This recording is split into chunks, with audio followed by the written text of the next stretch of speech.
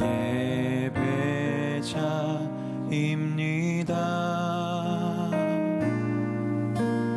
내가 서 있는 곳 어디서나 하나님을 예배합니다. 내 영혼 거룩한 은혜를 향하여 내 마음 완전한 하나님 향하여 이곳에서 바로 이 시간 하나님을 예배합니다.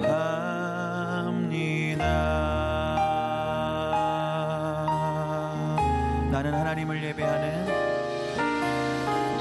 나는 하나님을 예배하는 예배자입니다.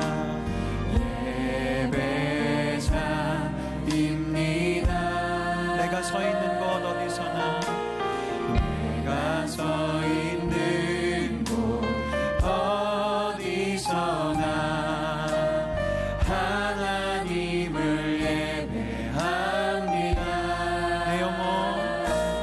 내 영혼 거룩한 은혜를 향하여 내 마음 완전한 하나님 향하여 이곳에서 바로 이 시간 하나님을 예배합니다. 다시 한번 우리의 마음을 맞추며 나는 하나님을 예배하는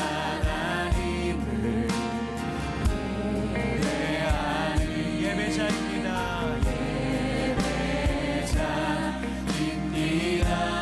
내가 서 있는 곳 어디서나, 내가 서 있는 곳 어디서나 하나님을 예배합니다.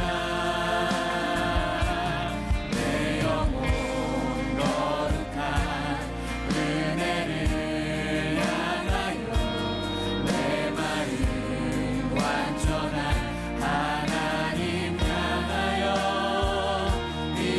이곳에서 바로 이 시간 하나님을 예배합니다. 내 영혼 거룩한 은혜를 향하여, 내 영혼 거룩한 은혜를 향하여 내 마음 완전한 하나님 향하여 이곳에서 우리 예배합시다. 이곳에서 바로 이 시간 하나님을 예배, 우리의 마음을 주님께로,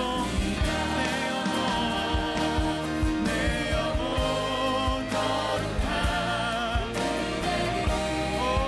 주님, 내 마음 완전한 하나님 향하여 내 영혼 거룩한 은혜를 향하여 내 마음 완전한 하나님 향하여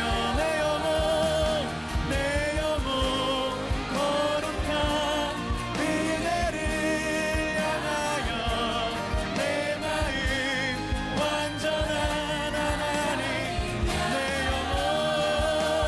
내 영혼 거룩한 은혜를 향하여 내 완전한, 우리 한번 더 고백합시다. 내 영혼 거룩한 은혜를 향하여 내 마음 완전한 하나님 향하여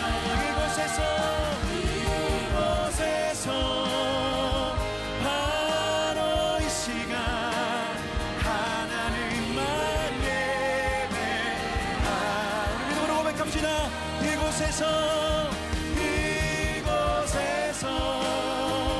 바로 이 시간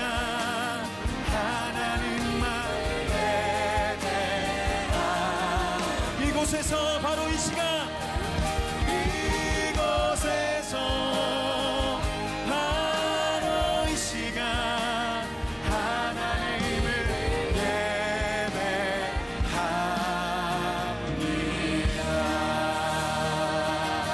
아멘. 우리 주님만 예배합니다. 할렐루야.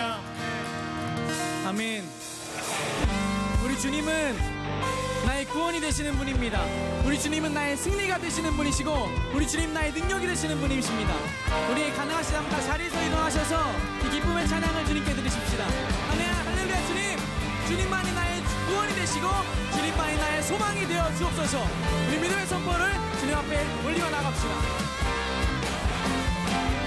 고백합시다. 주님만이 나의 구원, 주님만이 나의 구원, 주님만이 나의 반석, 나는 영원히 주 찬양하리. 주님만이 나의 승리, 주님만이 나의 능력, 나는 더욱더 주 의지. 다시 한번. 주님만이 나의 구원, 주님만이 나의 구원, 주님만이 아멘. 나는 영원히 주 찬양하리.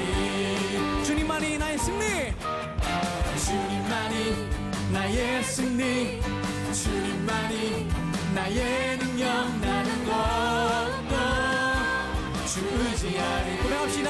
아무것도 보이지 않는, 아무것도 보이지 않는 광야의 길 걸어갈 때도 보이지 않는 주님의 손이 나를 붙잡고 아멘. 난 두려움 없이 우리 이렇게 선포합시다.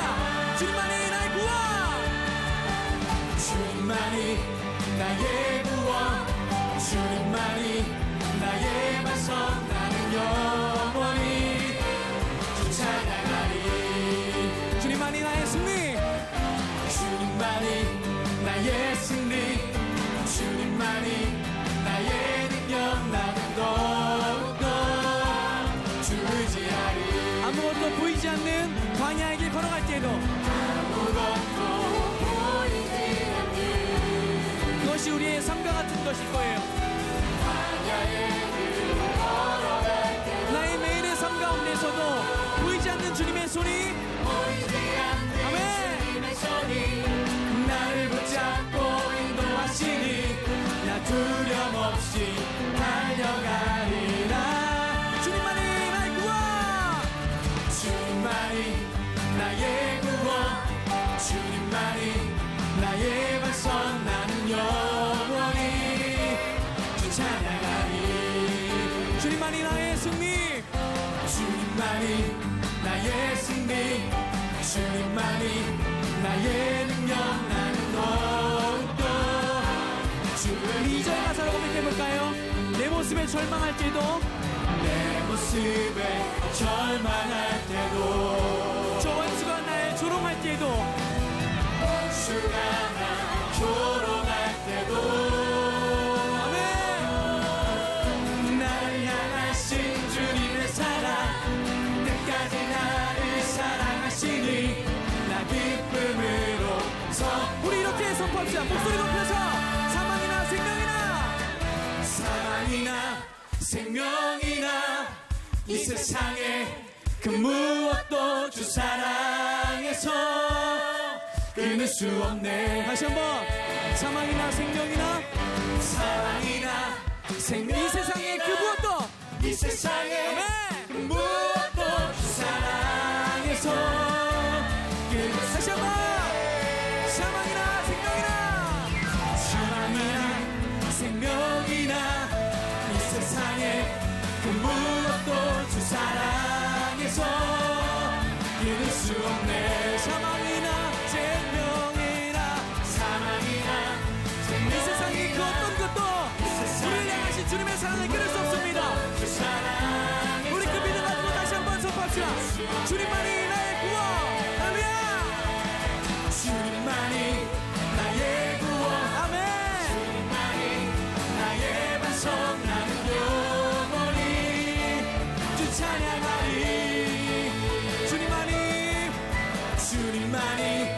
나의 승리.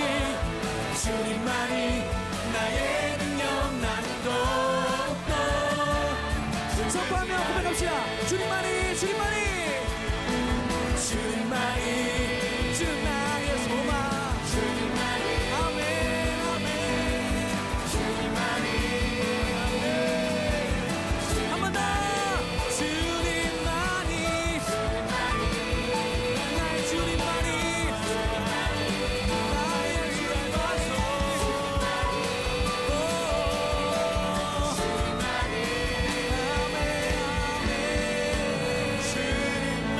우리의 주님만이 나의 구원이 되시고 나의 소망이 되십니다. 아멘.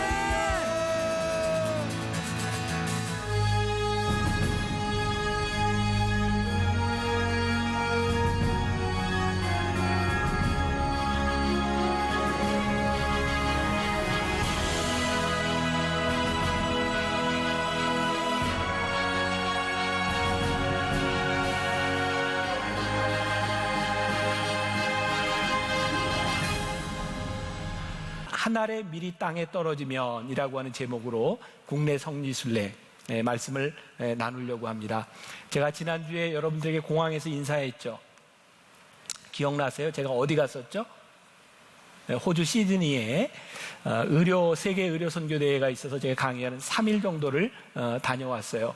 호주에서 이렇게 강의를 하면서 제가 깜짝 놀란 것은 놀랄 만한 이야기를 하지 않는데 호주에 있는 교인들이 안 놀래더라고요. 제가 그 모습을 보고 놀랐어요. 저 사람들은 무슨 말을 해야 놀라나. 제가 이 이야기를 왜 하는가. 오늘 제가 이야기하려는 한 알의 밀이 땅에 떨어져, 우리 초기 선교사들의 이야기는 우리들을 깜짝 놀라게 할 만한 그런 이야기들입니다. 그래서 여러분들이 좀 정서적으로 건강한 반응을 좀 보이면서 설교를 들었으면 좋겠다. 무슨 얘기인지 알겠어요? 놀랄 이야기를 할 때는 어떻게 해야 돼요? 놀라야 돼요. 감동적인 이야기를 할 때는 감동을. 그렇죠. 나는 청년들이 제일 좋아요. 그래서 오늘 설교가 조금 역사적인 이야기, 여러 가지로 좀 어려울 수도 있기 때문에 어른 예배 설교에서는 많이 건너뛰었어요. 네, 청년들에게는 이런 이야기를 해도 여러분들이 충분히 받아들일 수 있겠다 생각이 되어서 1시간 이내에 끝내겠지만 어쩌면 강의식으로 이야기가 될지 몰라요. 연대 이야기도 많이 나오고 역사 이야기도 많이 나올 거예요. Are you okay? 호주에 갔다 왔더니 영어가 또 막 나오네. Are you okay? 반응을 보이세요. 네, 괜찮아요? 네. 자, 오늘 두 군데 성경 본문을 읽었어요. 하나는 우리가 잘 아는 요한복음 12장 24절에 한 알의 밀이 떨어져, 잘 아는 이야기죠. 또 마가복음 4장 20절에 좋은 땅에 뿌려진 씨는 말씀을 받아서 많은 열매를 맺는다. 제가 말씀을 준비하면서 바로 이 마가복음 4장 20절에 좋은 땅이란 무엇일까를 생각해 보았어요. 좋은 땅이란 무엇일까? 좋은 땅은 처음부터 좋은 땅이었다기보다는 누군가가 그곳에 씨를 뿌릴 수 있는 토양을 만들었다는 생각이 들었어요. 그걸 조금 어려운 말로 이야기하면 기경하다 이런 말 알죠? 땅을 읽었다는 말이에요. 자, 제가 지지난주 여러분들 설교를 하면서 이 연대는 여러분들이 하나 기억했으면 좋겠다 하는 게 있었죠. 뭐였냐면 우리나라에 처음 공식적인 선교사가 들어왔던 연대. 몇 년이었죠? 1885년 4월 5일. 요 연대는 여러분들이 이렇게 딱 넣고 있어야 앞으로 5번 더 이 말씀을 나누게 될 텐데 이해하는데 도움이 많이 될 거예요. 1885년에 우리나라에 처음 선교사가 들어왔는데 제가 첫 번째 말씀을 전하면서 이런 이야기를 했어요. 사실 우리나라에는 선교사가 들어오기 전에 이미 말씀이 먼저 들어왔었다. 기억하세요? 1874년도에 이응찬이라고 하는 사람이 만주 고려문에서 선교사를 만나요. 그가 복음을 받아들이고 성경을 번역하죠.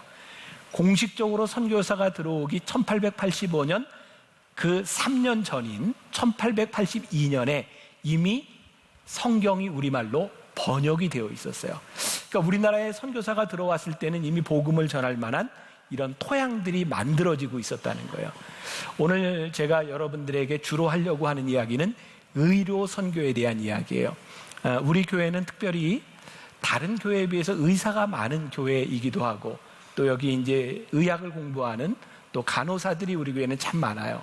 또 약사들도 많이 있고, 특별히 이 의료에 종사하고 있는 사람들에게 도움이 또 도전이 많이 되는 이야기고, 그리고 우리나라에 처음 들어왔던 의료 선교사들을 보면 절대로 그들 혼자 힘으로는 올 수 없었어요. 뒤에서 후원하고 기도하는 사람들 때문에 우리나라에는 참 많은 의료 선교사들이 들어올 수 있었어요. 1884년, 그러니까 정식으로 복음이 들어오기 1년 전 유명한 알렌이라고 하는 사람이 먼저 들어와요. 여러분 알렌 누군지 알죠? 알렌 하면 의사로서 우리나라의 역사책에는 기록이 되어 있어요. 그는 1885년에 광해원을 세운 사람이기도 합니다. 복음이 들어오기 1년 전 그 알렌 선교사가 여기 와서 했던 굉장히 중요한 일 가운데 하나가 갑신정변으로 인하여 상처를 입었던 민영익이라는 사람을 고쳐준 일이었어요. 민영익이 누구와 관계가 있죠? 내가 학교 다닐 때는 민비라고 배웠는데 요즘은 명성황후라고 하죠. 명성황후도 진료를 하고 고종황제도 진료를 합니다. 그래서 84년도에 이미 알렌이 우리나라 정부에 많은 그런 크레딧을 얻었었기 때문에 85년도에 선교사가 들어왔을 때 선교사들이 마음껏 활성화할 수 있는 그런 기반이 만들어져 가고 있는 거죠. 제가 조금 전에 이렇게 얘기했어요. 우리나라 역사책에서 알렌은 선교사라기보다는 의사로 기억되고 있다. 우리 선교 역사에 있어서 그렇게 기억되지 않는 참 많은 사람들이 있습니다. 제가 말씀을 준비하다 떠올랐던 사도 바울의 이야기인데, 고린도전서 3장 6절에 보면 사도 바울이 고린도인에게 보내는 편지에게 이런 말을 해요. 나는 심었고 아볼로는 어떻게 해요? 물을 주었으되 오직 하나님께서 자라게 하셨나니. 자, 이 말씀의 배경을 우리들이 조금 생각해 볼 필요가 있는데, 고린도 교회는 누가 개척한 교회일까요? 나는 어려운 건 안 묻는데 누가 개척했을까요? 사도 바울이. 근데 어느 날 사도 바울이 개척했던 고린도 교회에 보니까 사람들이 자기가 복음을 전해서 예수를 믿은 사람들인데 가봤더니 어떤 사람들이 생겼냐면, 나는 아볼로파야, 나는 바울파야, 나는 게바파야, 나는 그리스도파야, 이런 사람들이 생긴 거예요. 사도 바울이 생각할 때 조금 서운하지 않았을까요? 내가 개척해서 내가 복음을 전한 사람들인데 저 사람이 누구 파라고 이야기하는 것을 보면서 섭섭할 수도 있었겠다. 그런데 고린도전서 3장 6절의 말씀은 사도 바울이 이 섭섭함을 극복한 다음에 한 이야기였던 것 같아요. 어떻게? 그래, 나는 심었고 아볼로는 물을 주었으되 자라게 하신 분은 하나님이시다. 사도 바울이 깨닫게 된 거죠. 그래, 나는 씨를 뿌리는 역할을 했지만 아볼로는 사람들을 양육시키는 일을 훨씬 더 잘하는 사람이야. 하나님께서 자라게 하셨어. 이 말씀을 통해 보니까 사도 바울이 아볼로를 보며 마음을 기뻐하고 있어요? 안 기뻐하고 있어요? 기뻐하고 있는 거예요. 아, 그를 통해서 하나님이 일하고 계시는구나. 자, 여러분들에게 중요한 말을 하나 하고 싶어요. 우리가 예수님을 우리들의 삶의 주로 고백해요. 로드, 주, 로드, 주님이라고 고백해요. 그러면 주인은 주인을 따르는 사람에게 역할을 줘요. 그러면 이 하인이 할 수 있는 최선은 무엇일까요? 나에게 주어진 역할을 하는 거예요. 우리가 예수님을 주로 고백할 때 우리들이 이 땅에서 일어나고 있는 많은 일들과 사역 가운데 내가 하는 일에 대하여 내가 인정하고 감사하고 누군가의 사역을 축복해 주는 것은 굉장히 중요한 일이라고 생각해요.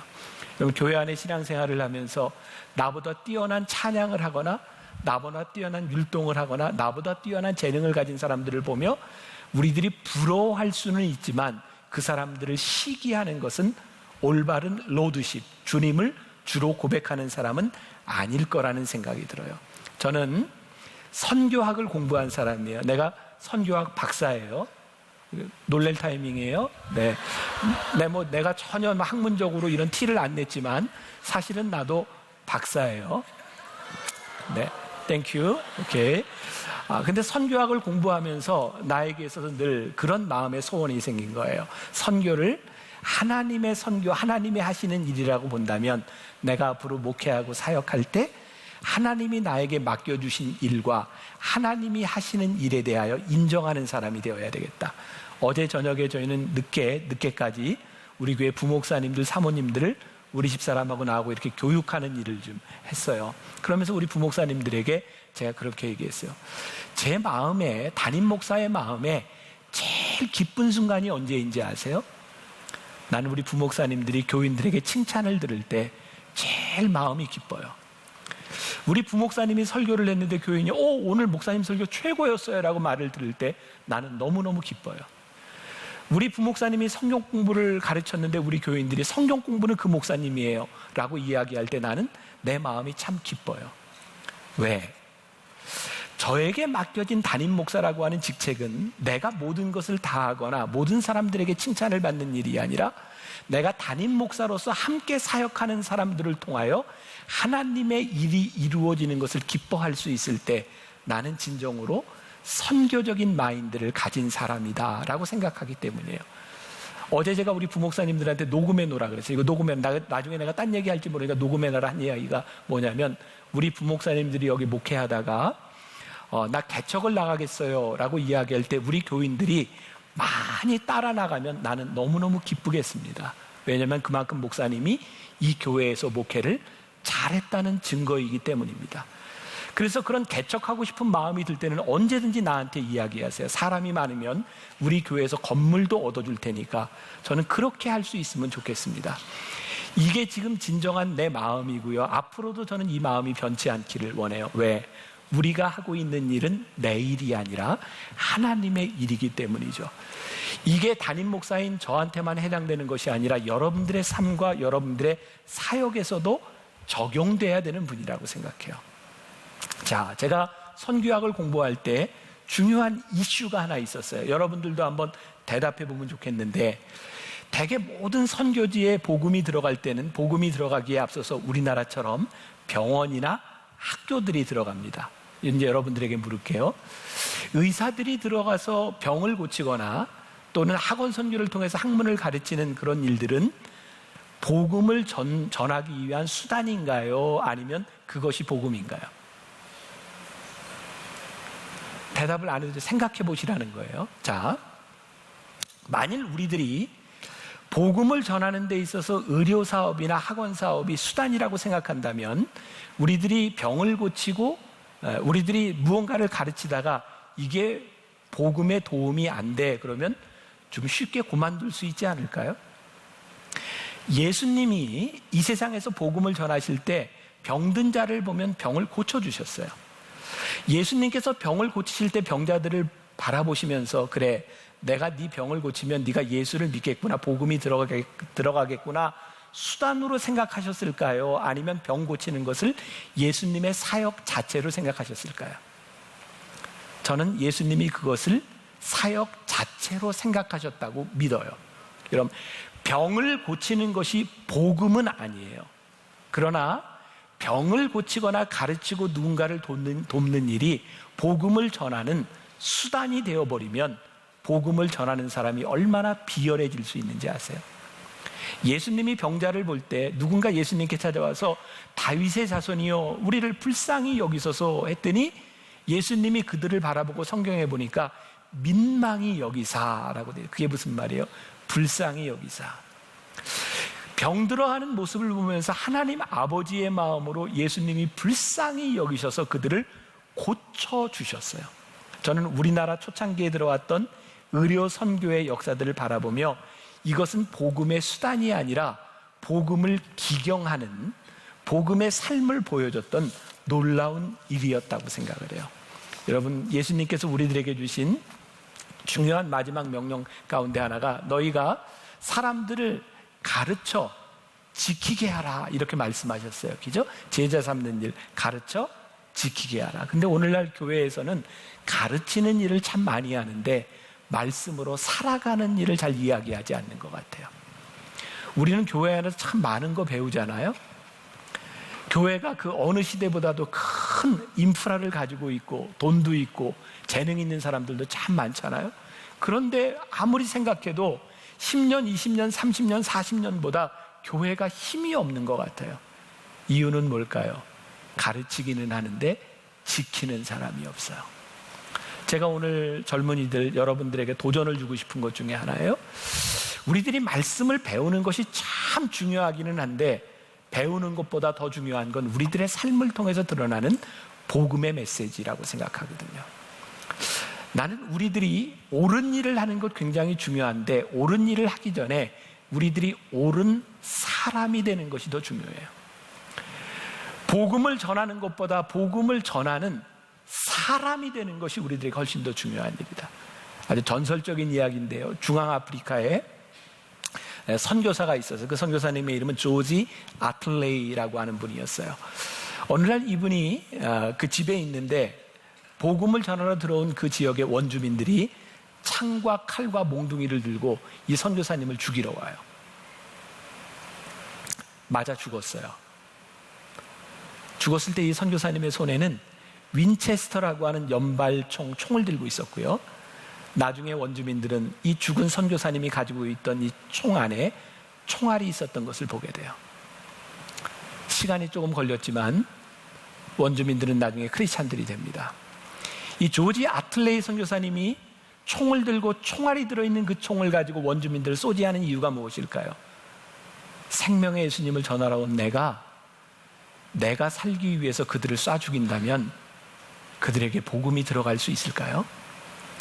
조지 아틀레이 선교사님은 복음을 말로 전하는 것이 아니라 복음이 무엇인지를 그의 죽음으로 보여주었어요. 여러분들 미션이라고 하는 영화 알죠? 로버트 드니로 나오는, 정말 혹시 여러분들 세대에 그 영화를 안 본 분이 있다면 정말 꼭 추천해 주고 싶은 영화고, 그 영화에 나오는 미션의 음악도 참 좋잖아요. 오보에 딴따라리라란, 너무 좋은 음악 있잖아요. 난 어제도 그 음악을 들으면서 지금 그 오보의 소리가 너무너무 좋은데, 그 영화의 가장 중요한 점은 그거 같아요. 뭐 여러 가지 스토리가 있지만 뭐 노예 상인도 있고 어쩌고 있지만 아무튼 거기도 역시 복음을 전하러 들어가는데 문화를 가지고 들어가요. 우리가 미개한 저 원주민들을 좀 바꿔야 되고, 저 영혼이 없는 원주민들 뭐 죽이기도 하죠. 근데 그 중에 죄수였던 이 한 사람이요, 그 유명한 그 이과수 폭포를 이렇게 올라가서 그 신부를 만나잖아요. 마지막에 전쟁이 일어나요. 그때 이제 십자가를 앞세우고 원주민들과 함께 싸우러 나가는 그 선교사님, 그분은 복음이 무엇인지를 보여주고 전하기 위해서 원주민들과 함께 죽어요. 반대편의 사람들은 복음을 위하여 사람을 죽여요. 가만히 우리들의 모습을 보면 복음을 위하여 우리들이 참 이기적일 때가 많이 있다고 생각하지 않으세요? 교회가 너무 많은 힘이 있고요, 우리 믿는 사람들이 힘이 있어서 복음을 믿으라고 사람을 핍박할 때도 있는 것 같아요. 복음을 위하여라고 말을 하지만 복음을 살고 있지는 않아요.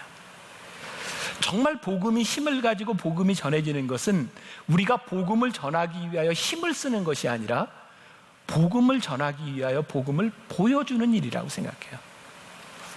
그동안 우리 한국 사회에 최고위층에는 참 많은 크리스찬들이 있었어요.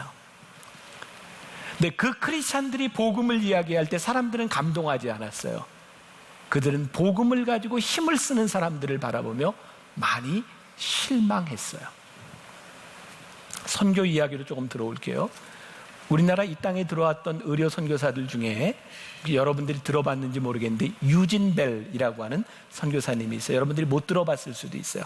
유진 벨 선교사님은 1895년, 지금부터 120여 년 전이죠, 이 땅에 부인과 함께 들어와요. 이분은 유명한 수피아 여고도 만든 사람이고 또 광주 기독병원도 세운 사람이에요. 이분은 전라도에 정착해서 복음을 전하죠. 그런데 이 부부가 들어와서 5년이 채 지났을 때 부인이었던 로티 위더스푼이라고 하는 그 선교사님 부인이 34살의 나이에 아이들 둘을 남기고 죽습니다. 아이들은 다시 미국으로 가게 됐고요. 유진벨 선교사님은 1925년 57세의 나이까지 복음을 전하다가 이 땅에서 죽습니다. 그리고 광주의 공원 묘지에 묻히게 돼요.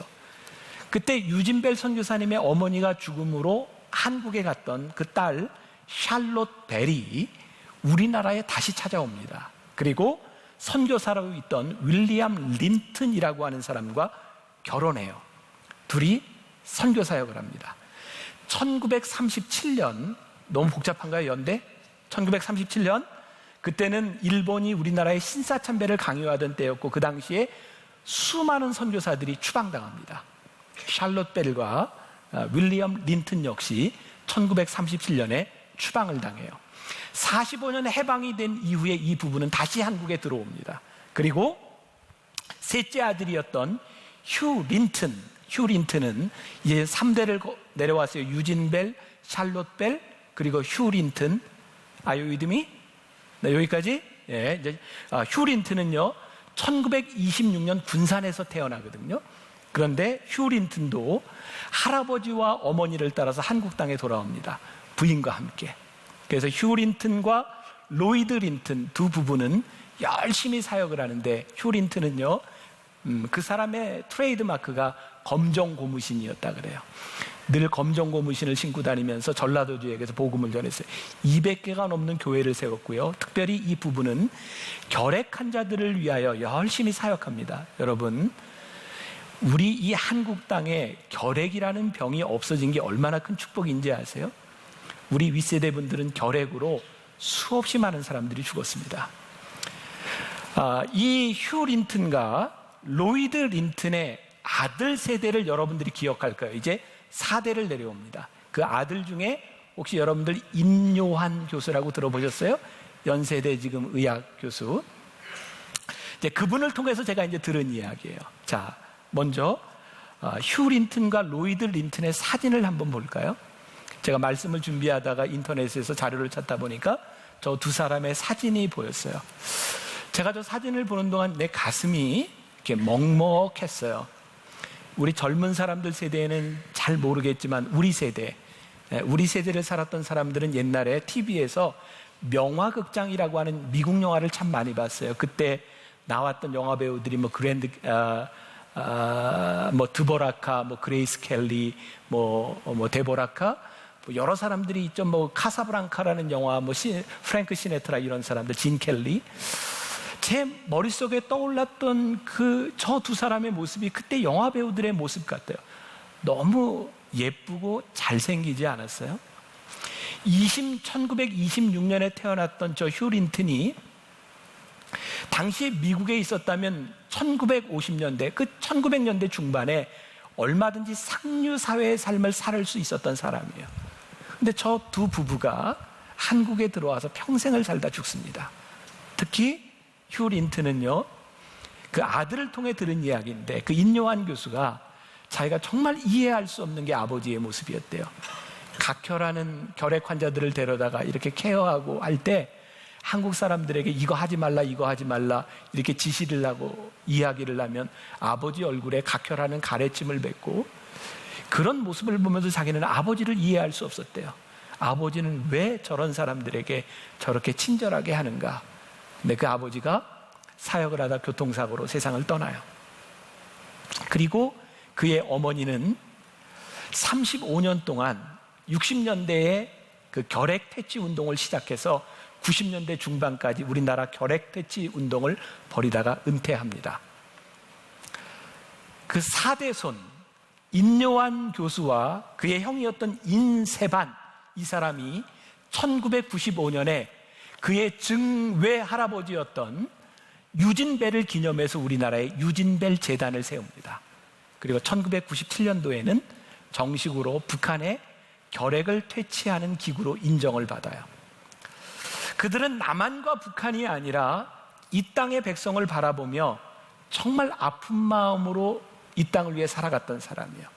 제가 몇 년 전에 임요한 교수하고 국회에서 제가 결핵 퇴치 운동하는 그런 그 세미나에서 만난 적이 있는데, 그분이 저에게 이런 이야기를 했어요. 자기는 아버지를 이해할 수 없었노라고. 그런데 아버지를 이해하게 된 이야기, 그 사람의 자서전에 보면요, 이런 얘기를 합니다. 나는 내 피 속에 흐르는 한국인의 기질을 자랑스럽게 생각한다. 나를 키운 8알은 한국 사람들의 뜨거운 정이었다.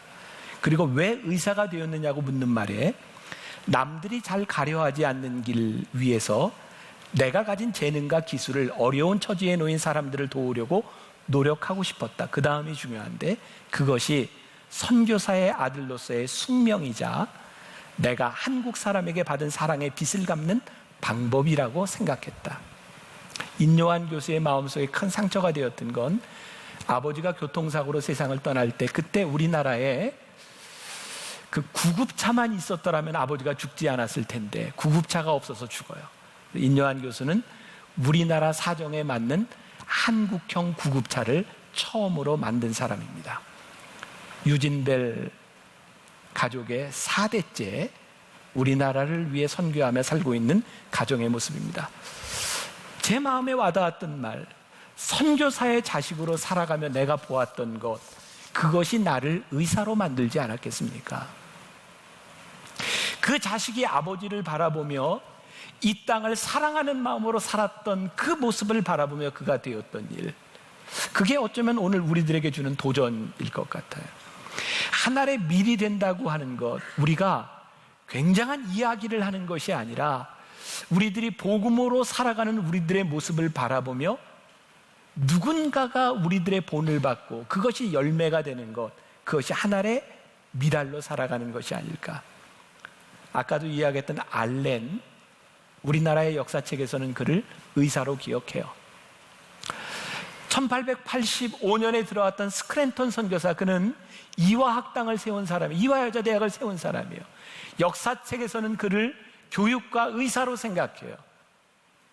스크랜턴 부인은 나라에서 이 사람들을 위해서 정동에, 지금 정동에 사대문 안에 시약소라고 하는 그 병원을 차려주었는데 스크랜턴 부인은 저기 남대문 밖 상동이라고 하는 곳에 병원을 차려요. 그것은 위험한 곳이었어요.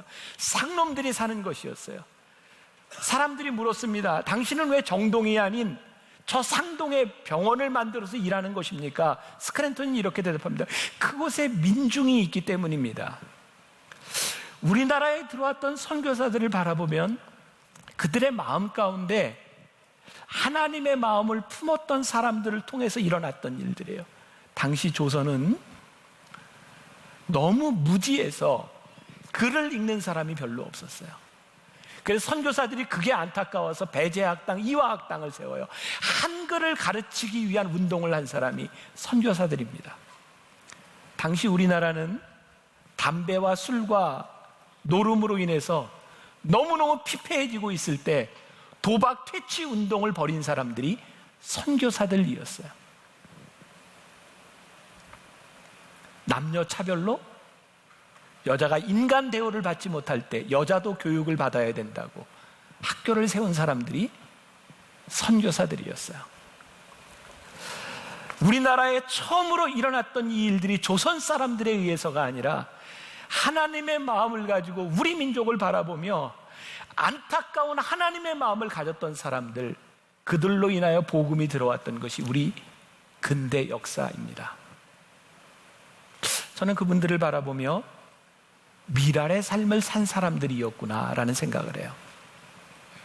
우리 교회에서는 매년 샘이라고 하는 단체, 아프리카의 Student Arise Movement, 젊은이들을 이렇게 키우는 일을 하는데 우리 교회가 꽤 많은 돈을 돕습니다. 그런 이야기를 하는 분이 있어요. 그 밑빠진 독에 물 붓기입니다. 제가 매년 아프리카에 가서 그 청년들을 만나고 강의를 하는 이유, 그리고 1년 동안 그 청년들을 이렇게 양육하면서 아프리카의 지도자로 세우는 일을 하는 이유, 누군가에게는 그게 참 무의미한 일일 것처럼 보일 거예요. 왜? 내 눈에 열매가 보이지 않기 때문에 그래요. 근데 하나님이 저에게 주시는 도전입니다. 그들이 언젠가 지금 우리처럼 이렇게 예배 자리에서 우리를 위해 보이지 않는 땅을 기경하고 미랄이 되었던 사람들, 그것이 한국의 크리스찬이라고 이야기하지 않을까. 우리 교회에서 꽤 많은 돈을 볼리비아에 보내요. IT 교육을 시키고 빵 기술 교육을 시키고 볼리비아의 청년들을 우리나라에 데려다가 교육을 시켜서 다시 그 나라로 보내드리고, 사실은 대한민국의 역사를 바꾸었던 참 큰 일 중에 하나가 선교사들이 우리 조선 사람들을 미국에 데려다 교육시켜서 데려온 거 아니었을까요? 우리들이 알지 못하던 것, 그것을 깨닫게 하고 이 민족을 각성시켰던 것이 그들의 마음이 아니었을까요? 저는 정치적인 문제, 이런 문제가 아니라 하나님의 마음을 가지고 보았던 미랄이 되었던 사람들의 마음이 우리들 가운데 들어오기 시작할 때 우리들이 할 수 있는 일들이 참 많이 있을 수 있겠다는 생각을 해요. 1885년 그 해가 무슨 해라고요? 1885년 우리나라에 처음으로 공식적인 선교사가 들어왔던 해. 제가 지금 1888년의 이야기를 좀 하려고 그래요. 1888년이면 선교사들이 들어온 지 몇 년 지났어요? 3년이 지났어요. 이미 우리나라 땅에는 3년 안에 이화학당과 배제학당이 세워졌을 때입니다. 1886년 6월 서울 시내에 이상한 소문이 돌기 시작했어요. 그때 기록을 제가 좀 읽어드릴게요. 서양 사람들이 조선 아이들을 데려다 공짜로 먹이고 입히는 데는 다 꿈꾸기 속이 있다더라. 서양 사람들이 조선 아이들을 데리고 남색을 즐긴다더라. 서양 사람들이 조선 아이들을 데려다 잘 먹인 다음 다른 나라에 노예로 판다더라. 서양 사람들이 조선 아이 신체를 해부용으로 쓰고 눈알은 사진기 렌즈로 쓴다더라. 당시에 유행했던 이야기는 1888년 프랑스 공사관 요리사로 근무한 적이 있는 오병엽이라는 사람은 이렇게 말해요. 서양 사람들이 조선 아이들을 잡아 연한 살을 칼로 썰어 먹고 피를 잔해받아 마시는 것을 두 눈으로 보았다. 이 일은 덜 익혀 피가 내비친 스테이크를 나이프로 자르고 붉은 포도주를 마시는 것을 보고 인육을 먹는 것으로 착각, 이런 소문을 퍼뜨린 것이다. 서양 오랑캐, 서양 귀신으로 공포의 대상이던 선교사들이 아이 유괴 혐의까지 덧씌워져 민중은 흥분하게 되었다. 군중은 선교사가 운영하는 병원, 고아원, 학교에 몰려가 아이들을 내놓으라고 하였다. 배제학당과 이화학당에도 시위대가 몰려왔고 흥분한 이들은 돌을 던졌고 선교사 집에 고용된 한국인도 폭행하였다. 이게 1888년에 있었던 영아소동입니다. 놀라운 일은 이 영아소동을 통하여 하나님께서 선교의 도구로 사용하셨다는 거예요. 1888년 여름에 서울 근교에 전염병이 돌기 시작하는데 그 영아소동의 주인공이었던 선교사들이 가서 한국인들을 치료하기 시작합니다. 이때 유명한 역사책에도 나오는 사람이에요. 김창식이라는 사람이 우리나라 최초의 위장 취업을 합니다. 역사상 기록에 남아있는, 왜냐하면 서양 선교사들이 진짜 아이들을 먹는지 안 먹는지를 보기 위하여 미국인 올링거 선교사 집에 하인으로 위장 취업을 하고 들어가요. 그리고 2년 만에 김창식은 이런 고백을 합니다. 읽어드릴게요.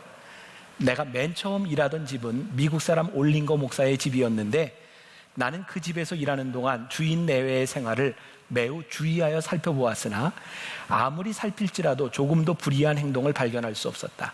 나는 몇 해 동안 그 집에서 일하는 가운데 그 집 주인 내외가 가히 본받을 만한 사람인 줄 깨닫고 그들에게 감화를 받아 예수 믿기로 작정하였다. 그리고 2년 만에 세례를 받아요. 그리고 1901년 김창식은 우리나라에서 안수받은 최초의 목사가 됩니다. 이번 시드니에서 의료 선교대회를 하면서 강의하는 분들의 공통적인 그런 이야기 가운데 하나였어요. 하나님은 우리를 선교사로 부르시지 않습니다. 하나님은 우리를 선교사적인 삶을 살도록 부르십니다. 우리에게 주시는 도전은 네가 어느 곳에 가서 선교사가 되라는 것이 아니라 네가 있는 곳에서 선교사적인 삶을 살아가느냐에 우리들에게 도전을 주시는 겁니다. 김창식이 세례를 받고 난 이후 목사가 되기 전 1893년 의료 선교사였던 유명한 홀이라는 사람과 짝이 되어 평양에 내려가 직접 선교를 하게 됩니다. 혹시 여러분들 윌리엄 홀, 로제타 홀이라고 하는 사람을 들어보셨나요? 그 역사책에도 많이 나오는 사람인데 윌리엄 홀, 로제타 홀. 자, 제가 조금 이야기를 할게요. 이번에 시드니에 갔는데 제가 의사들에게 물어봤어요. 내가 이해할 수 없는 일이 있다. 여러분 혹시 그 청년 바보 의사 안수현을 아시나요? 33살의 나이에 정말 허무하게 세상을 떠난 것처럼 보이는 그의 삶을 통해 많은 사람들이 감동을 받았어요. 그러니까 고대 의대 출신입니다. 제가 이번에 같이 강의를 하면서 강사로 만났던 박관태 선교사라는 분은 몇 년 전까지 고대 병원에 외과 과장으로 있다가 지금 몽골에 가 있습니다. 지금 의료선교회 회장을 맡고 있는 사람이 박상은 장로님이라고 샘병원 원장인데 그분이 고려대 출신입니다. 그분 외에도 아주 레디컬한 그 선교사들 중에 고대 출신이 많아요. 그래서 제가 그분에게 물어봤습니다. 내가 이해할 수 없다. 연세대 세브란스도 있고 많은 크리스찬 배경을 가지고 있는 그 출신의 의사들이 있는데 유독 고대 출신 의사들이 왜 이렇게 레디컬한가? 근데 그분이 저에게 이렇게 얘기를 하거든요. 목사님, 로제타 홀을 아세요? 로제타 홀은 윌리엄 홀의 부인입니다. 1991년 윌리엄 홀과 로제타 홀이 우리나라에 선교사로 왔는데 31살에 왔던 이 윌리엄 홀 선교사가 34살에 온 지 3년밖에 안 됐을 때 우리나라의 전염병 환자들을 치료하다 그 전염병으로 죽습니다. 로제타 홀은 어린 애들을 데리고 본국으로 다시 들어갔다가 다시 한국에 옵니다. 그리고 이 로제타 홀 여사가 한 일이 우리나라의 평양을 중심으로 해서 결핵을 퇴치하는 일과 더불어서 우리나라에 처음으로 여성 의료 병원을 만듭니다. 학교를. 우리나라 최초의 1호 여자 의사가 박마리아라고 하는 사람이에요. 바로 이 최초의 여자들 의료 교육기관이 바로 고려의대의 전신입니다. 우리는 고려대학이 별로 기독교와 관계없다고 생각하는데 고려대 의대가 시작된 것은 바로 로제타 홀 여사가 시작한 일이었어요. 그분이 저에게 이야기하더래요. 목사님, 우리는 로제타 홀의 영향을 받은 사람들입니다. 고대 다니는 사람이 있는지 몰라서 민족고대 하면서 우리는 막걸리를 먹으며 예수 믿는 사람들이 소수인 곳에서 의학 공부를 하며 믿음을 지켜낸 사람들입니다. 우리가 어떻게 레디컬하지 않을 수 있겠습니까? 여러분, 로제타 홀의 여사의 아들 셔우드 홀은 어머니와 같이 한국에 있다가 미국에 가서 캐나다에 가서 의학 공부를 하고 의사가 되어 옵니다. 1930년대 우리나라 결핵을 퇴치하려고 처음으로 만들었던 크리스마스 씨를 기억하세요? 그것을 만든 사람이 셔우드 홀입니다. 우리나라에 지금 결핵이 자취를 감춘 이유는 이들 세대의 미랄이 아니었다면 존재할 수 없는 일이었어요. 결론을 내리려고 합니다. 이렇게 생각을 했어요. 미랄은 죽어야 미랄이다. 미랄이 그대로 있으면 열매를 맺지 못하고 죽어서 썩어지면 열매를 맺는다. 근데 미랄이 죽는다고 하는 것은요, 단순한 죽음이 아니에요. 저는 우리 크리스찬들이 자기를 부정한다라고 하는 것은 부정해서 끝나는 것이 아니라 하나님을 인정하는 곳에까지 나아가는 거예요. 내가 미랄이 되어서 죽는다 이것으로 끝나는 것이 아니라 내가 죽지만 여기에서 생명이 살아난다고 하는 것을 믿는 거예요. 오늘 새벽에 저는 이 말씀을 붙들고 어머니 기도실에서 이렇게 기도하고 말씀을 다시 읽는데 하나님이 저에게 제 마음에 물으시는 거예요. 김 목사, 너는 복음 때문에 무엇을 포기할 수 있니? 굉장히 어렵고 두려운 물음이었어요. 너는 뭘 포기할 수 있니? 저와 여러분들이 지금 생명을 버리고 미랄이 되어 죽어야 되는 이런 문제가 아니라 하나님이 우리를 부르셨기 때문에 우리는 무엇을 포기할 수 있을까요? 사실 복음의 능력이 나타나지 않는 것은 우리가 포기하지 않기 때문이 아닐까. 저는 이 미랄을 단순한 그런 알갱이가 아니라 종자라고 생각해요. 종자. 그럼 종자가 뭔지 아세요? 이 종자는 아무리 가물어도 먹지 않는 거예요. 이 종자는 다음 봄에 심어야 다음 생명이 나타나는 게 종자예요. 이 미랄은 우리들에게 단순한 씨앗이 아니라 종자예요. 종자. 절대로 헛되이 버릴 수 없는 것. 전 요즘 젊은이들, 젊은 목회자, 교인들 이렇게 바라보면서 우리가 너무 인생을 쉽게 포기한다는 생각이 들어요. 우리가 하늘의 미랄이 되기 위해서 그 종자를 지켜내야 되는 강인함이 우리에게 있어야 되고요. 여러분들이 하늘의 미랄로 여러분이 30배, 60배, 100배의 열매를 거두기 위해서 그 종자를 지켜내야 되는 믿음이 우리들에게 필요한 거예요. 그래서 그 미랄이 죽어서 생명이 되는 것. 죽음이 우리들에게 저주라고 생각하는 사람이 있다면 그 죽음이 끝이라고 생각하기 때문이에요. 죽음이 우리들에게 끝이 아니라 하나님의 역사의 시작이라고 믿는 사람들에게 죽음은 신비로운 거예요. 우리 젊은이들, 정말 우리들의 힘과 능력은 무엇일까요? 그것은 미랄이 되는 거예요. 아니, 미랄이 너무 버거운 말이라면 우리들이 복음으로 인하여 우리들의 삶에 포기할 수 있는 일을 고백할 수 있을 때 그게 우리들에게 능력인 거예요.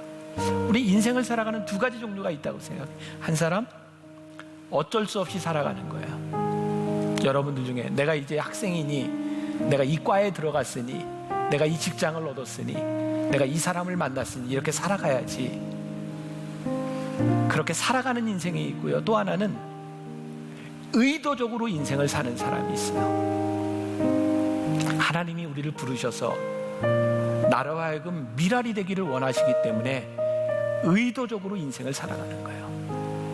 의도적으로 견디고, 의도적으로 이기고, 의도적으로 미랄이 되고, 그때 하나님을 믿는 복음을 아는 사람들의 파워가 우리들에게서 나타날 수 있는 거죠. 제가 이번 주에 읽은 책이 하나 있어요. 의사이면서 목사인 배성효라고 하는 분이 쓴 책인데, 완전한 치유, 완전한 건강이라고 하는 책이에요. 이 책에 그런 이야기를 하고 있더라고요. 예수님 당시에도, 구약 시대에도, 예수님이 부활 승천하신 이후에도 많은 사람들이 하나님께 기도해요. 하나님, 저를 고쳐주세요. 예수님 당시에 주여 저를 불쌍히 여기서 저를 고쳐주세요, 다윗의 자손이요. 그때 예수님께서 그 사람들을 민망히 보시고 고쳐주시거든요. 그런데 많은 사람들이 고침을 받았는데 모두가 구원받지는 않았어요.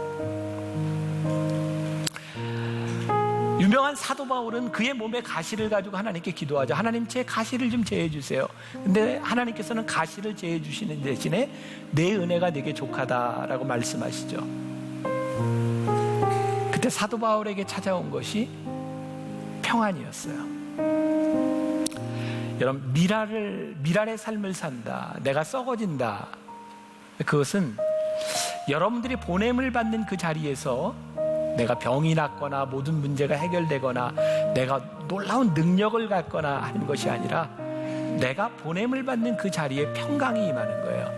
여러분, 굿바이, 잘 가라, 이런 원래 의미가 아닙니다. 굿바이는 하나님이 너와 함께 하시기를 이라는 말입니다. 샬롬, 성경에 나오는 샬롬, 예수님께서 소자야, 여인아, 평안히 가라, 그 말은 하나님이 너와 함께 하시기를, 그런 말입니다. 우리가 이 세상으로 돌아가잖아요. 미랄이 되는 게 뭘까요? 여러 가지 희생 많이 있겠지만 제일 중요한 것은 샬롬, 하나님이 여러분들과 함께 하심으로 평안하십시오. 그때 우리들이 미랄이 돼요.